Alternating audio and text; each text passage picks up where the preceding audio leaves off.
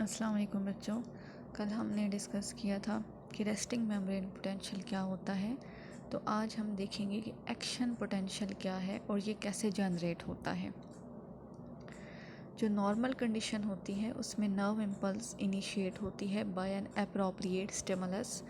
एक स्टिमुलस की मदद से उस स्टिमुलस को थ्रेशहोल्ड स्टिमुलस कहते हैं, जो कि न्यूरॉन के एक एंड पे अप्लाई होता है और उसकी वजह से लोकलाइज्ड चेंज आता है रेस्टिंग मेम्ब्रेन पोटेंशियल में। कुछ ही देर में ये डिसअपीयर हो जाता है और रिप्लेस्ड हो जाता है by a new potential which is called action और एक्टिव मेम्ब्रेन पोटेंशियल, जो कि इम्पल्स की फॉर्म में होता है।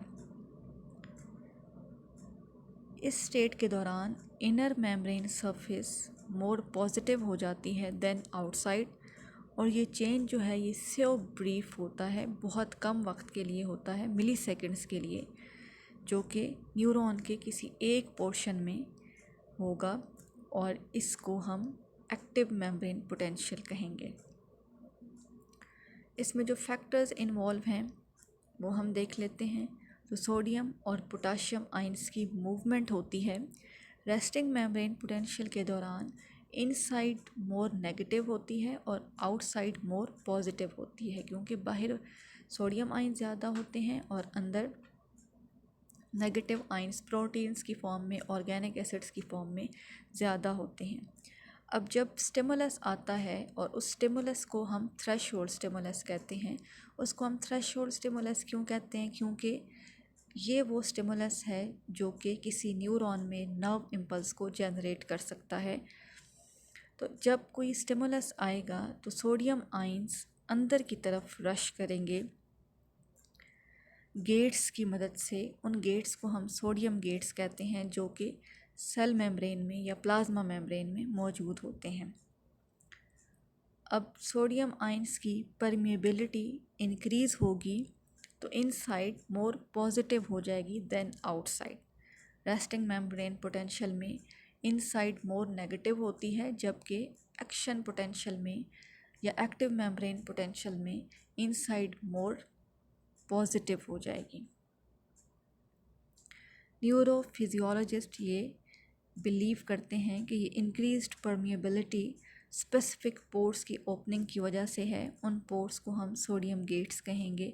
जब ये गेट्स ओपन होते हैं तो सोडियम आयंस अंदर की तरफ रश करते हैं और पोटाशियम आयंस बाहर मूव करते हैं।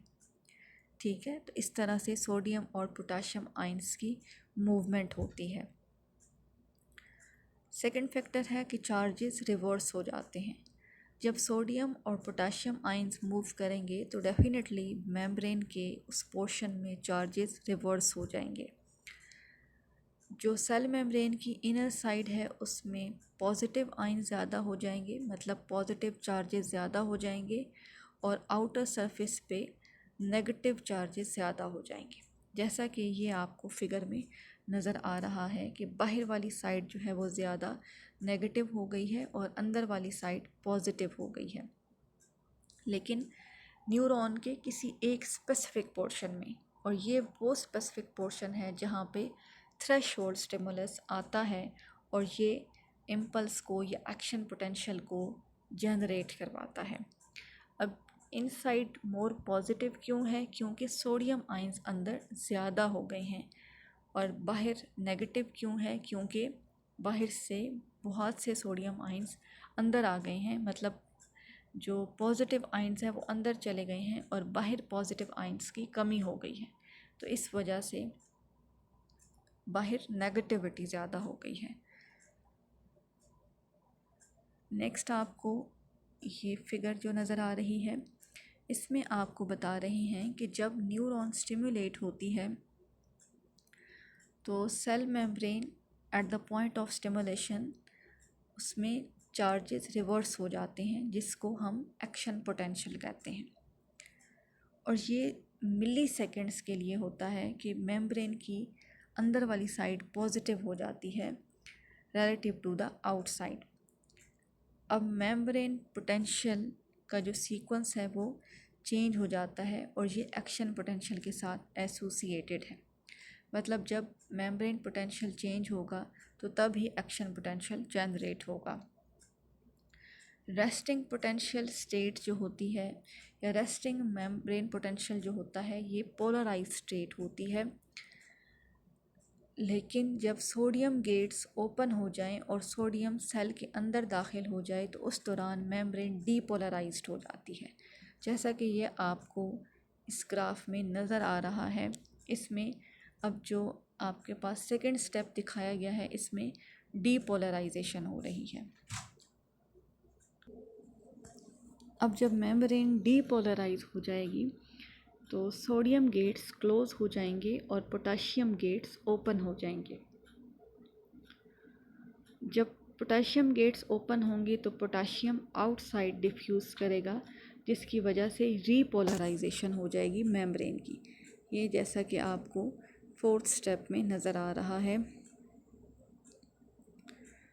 सोडियम और पोटाशियम पंप जो हैं ये ओरिजिनल आयन ग्रेडियंट्स को रीस्टोर करने में हेल्प करते हैं और इस तरह से रेस्टिंग पोटेंशियल दोबारा से रिकवर हो जाता है। तो डीपोलराइजेशन और रीपोलराइजेशन में तकरीबन 2 to 3 मिली सेकेंड्स जो हैं वो सर्व होते हैं। थर्ड हमारे पास फैक्टर है पैसेज ऑफ नर्व इम्पल्स। जब एक्टिव मेम्ब्रेन पोटेंशियल जनरेट होता है तो इस दौरान न्यूरॉन इम्पल्स को कंडक्ट करती है in the form of nerve impulse, मतलब मैसेज जो है वो जनरेट होके कंडक्ट होता है। फोर्थ फैक्टर है मेम्ब्रेन पोटेंशियल का। अब रेस्टिंग मेम्ब्रेन पोटेंशियल हमारे पास कितना था, -70 मिली वोल्ट, और एक्शन पोटेंशियल या एक्टिव मेम्ब्रेन पोटेंशियल हमारे पास +50 मिली वोल्ट होता है। ये changes along the length of neuron exist करते हैं till the impulse reaches synapse, यहाँ तक कि इम्पल्स जो है ये साइनैप्स तक पहुँच जाती है। साइनैप्स गैप को कहते हैं। जब नर्व इम्पल्स गुज़रती है तो उसके फ़ौरन बाद ही रेस्टिंग पोटेंशियल रीस्टोर हो जाता है, क्योंकि पोटाशियम आयंस बाहर मूव करना शुरू कर देते हैं।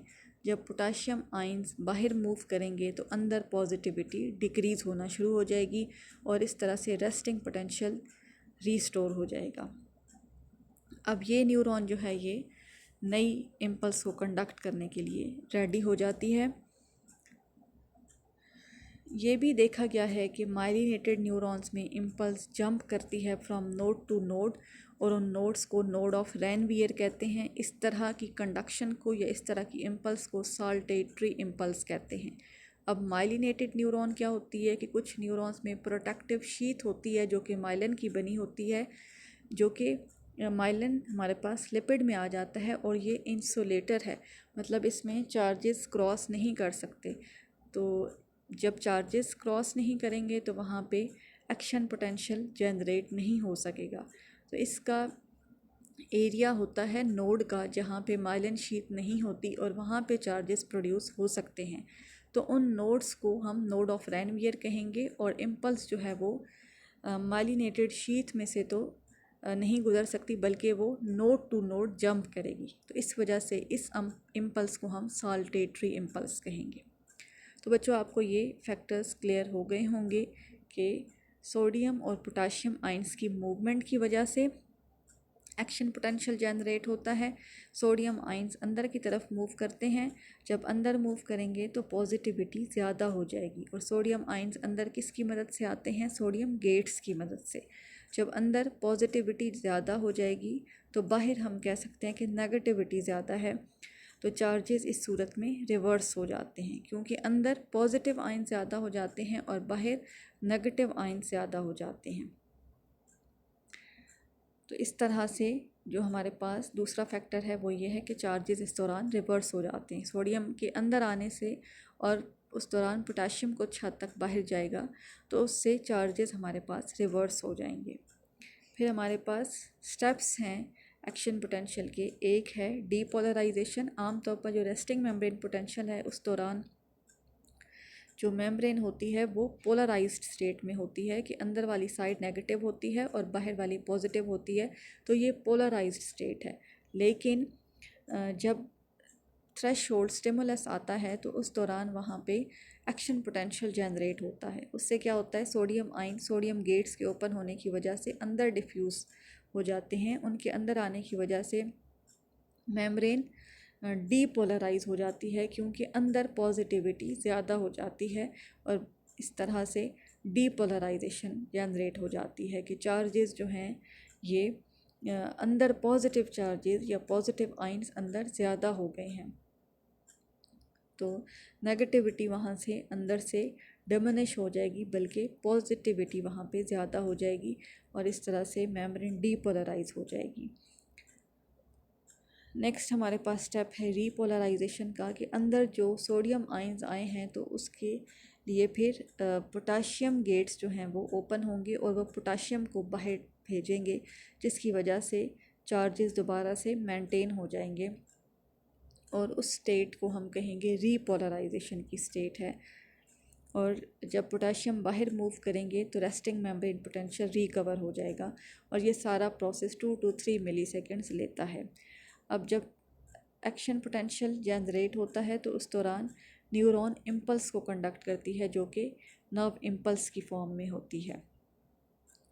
हमारे पास जो एक्टिव मेम्ब्रेन पोटेंशियल है वो +50 मिली वोल्ट होता है।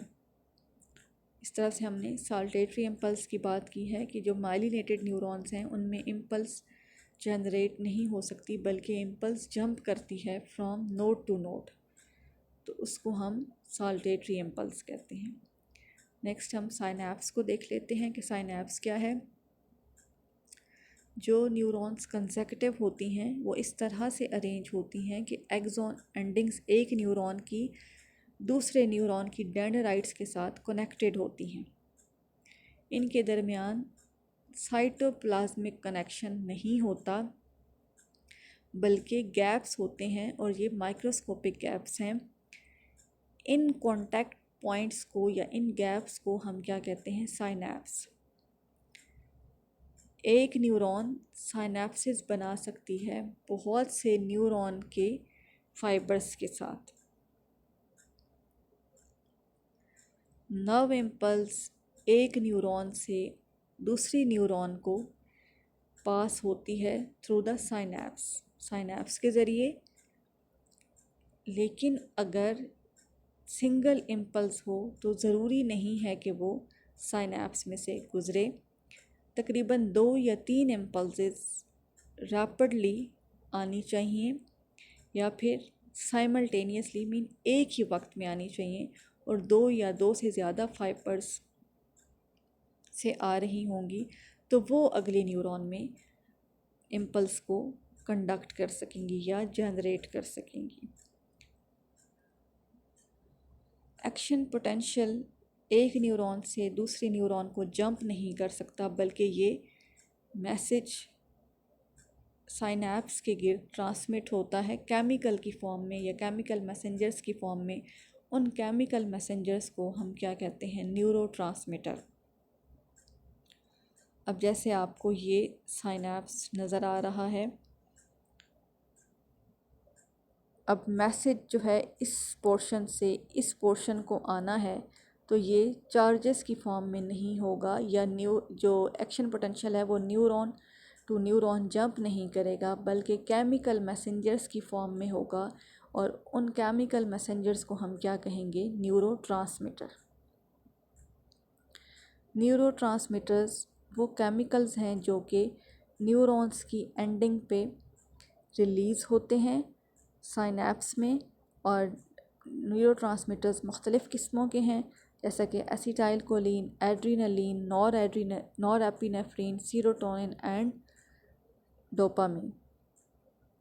एसिटाइल कोलिन वो मेन ट्रांसमीटर है जो कि सेंट्रल नर्वस सिस्टम के बाहर साइनैप्सिस में रिलीज़ होता है, और जो बाकी एरियाज़ हैं, मतलब ब्रेन और स्पाइनल कॉर्ड के अंदर जो एरियाज़ हैं, उनमें साइनैप्टिक ट्रांसमिशन बाकी न्यूरो ट्रांसमीटर्स के थ्रू होती है।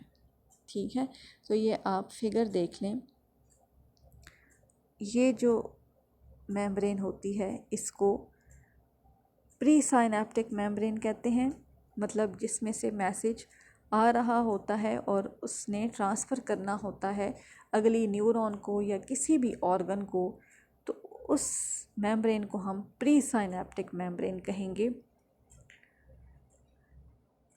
और ये मोस्टली न्यूरॉन की मेम्ब्रेन होती है, जबकि नेक्स्ट जो मेम्ब्रेन होती है ये किसी भी ऑर्गन की हो सकती है या फिर नेक्स्ट न्यूरॉन की हो सकती है, तो इसको हम पोस्ट साइनेप्टिक मेम्ब्रेन कहेंगे। प्री साइनेप्टिक न्यूरॉन के अंदर साइनेप्टिक वेसिकल्स प्रोड्यूस होती हैं और ये साइनेप्टिक वेसिकल्स न्यूरोट्रांसमीटर रिलीज़ करती हैं, क्योंकि इनके अंदर न्यूरोट्रांसमीटर्स मौजूद होते हैं। ये जो है आपके पास गैप जो है इसको साइनेप्टिक क्लेफ्ट या फिर साइनैप्स कहते हैं।